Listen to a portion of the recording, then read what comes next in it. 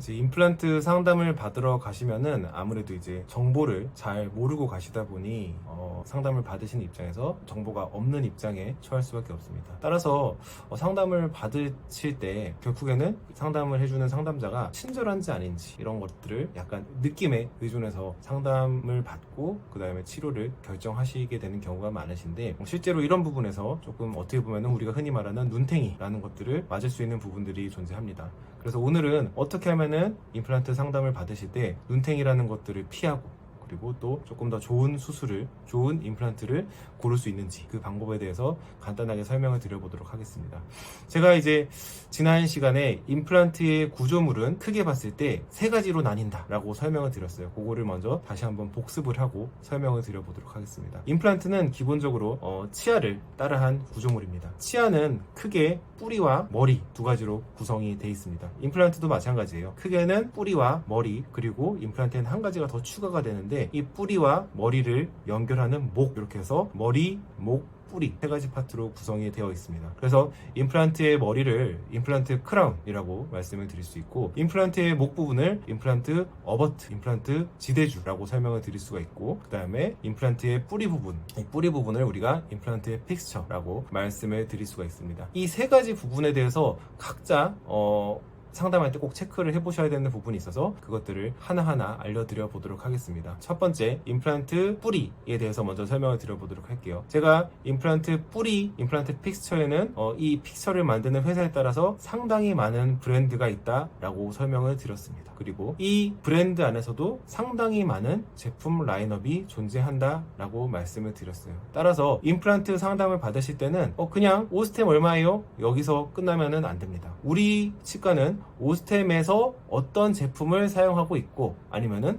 덴티스에서 어떤 제품을 사용하고 있고, 그 제품의 임플란트 수술 비용이 얼마입니다 라고까지 말씀을 들으셔야 정확한 설명을 들으신 게 되겠죠. 이 부분을 확인하지 않으시면은 누구는 임플란트의 가장 저가 제품 라인업을 70만원의 수술을 받으실 수 있고, 누구는 오스템사의 가장 좋은 최고 제품 라인업을 100만원에 수술 받으실 수 있어요. 그러면은 이 사실을 모른 채로 수술을 받으셨다면은 100만원에 수술 받으신 분들은 눈탱이 맞았네 라고 생각하실 수가 있으시게 될 거고, 거꾸로 70만원의 수술을 받으신 분들은 나 수술 괜찮은 가격에 잘했네 라고 생각을 하실 수 있겠지만, 사실은 그게 아니게 되는 거죠. 그래서 뭐가 됐건 적정 가격이라는 거야. 당연히 환자분들과 치과가 간에 결정을 할 일이지만, 당연히 그 수술을 받으실 때 들어갈 제품이 어떤 제품인가, 어떤 기둥인가에 대해서는 꼭 알고 수술을 받으실 수 있어야 합니다. 당연히 상담 실장님께서 이런 부분들에 대해서 말씀을 해주셔야 하겠죠. 그래서 일단 첫 번째로 임플란트 기둥에 대해서는 꼭 어떤 브랜드의 어떤 제품을 사용하는지 확인을 해보시기 바랍니다. 자, 그 다음에 두 번째로 임플란트의 목 부분인 어버트먼트에 대해서 설명을 드려보도록 할게요.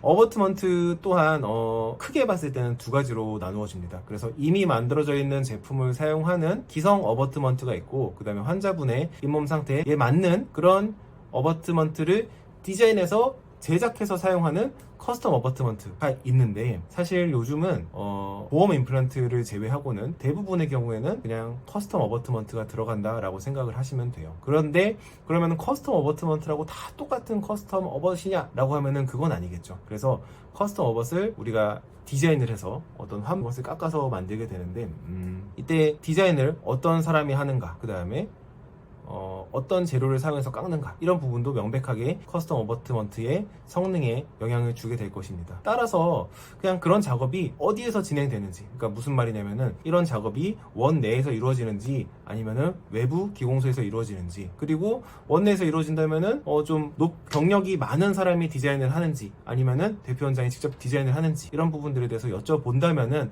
또 분명히 조금 더 좋은 상담을 받으실 수 있을 것 같습니다. 그리고 마지막으로 이제 임플란트의 머리 부분, 임플란트 크라운에 대해서 말씀을 드릴 건데, 일단 보험 임플란트 같은 경우에는 이제 PFM이라고 금속으로 뼈대를 만들고 그 금속에다가 도자기를 올린 재질이 들어갈 수밖에 없는데, 그 외에 대부분의 임플란트 같은 경우에는 요즘은 지르코니아라는 재료로 머리를 만들고 있습니다. 그러면 이 지르코니아에서 가장 중요한 것은 뭐냐면은, 지르코니아는 대부분 지우개처럼 생긴 그런 게 있는데 그 기둥을 깎아서 만들게 됩니다. 그러면은 어떤 것을 깎아서 만드는 지르코니아 크라운에서 그 지르코니아의 성능을 결정하는 가장 중요한 요소는 뭘까요? 바로 지르코니아의 재료가 되겠죠. 그래서 우리가 그 지르코니아의 재료를 지르코니아 블락이라고 부르는데, 이 지르코니아 블락의 재료도 이 지르코니아 블락의 종류도 정말 천차만별입니다.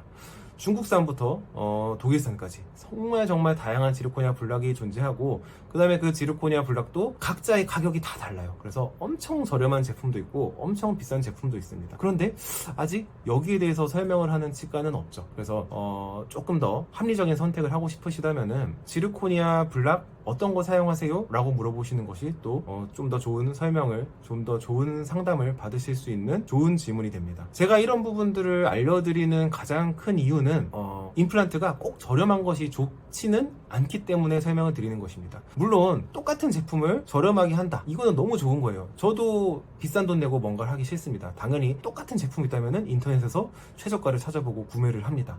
다만 임플란트는 의료 영역이기 때문에 우리 눈에 드러나지 않는 가격들이 상당히 많아요.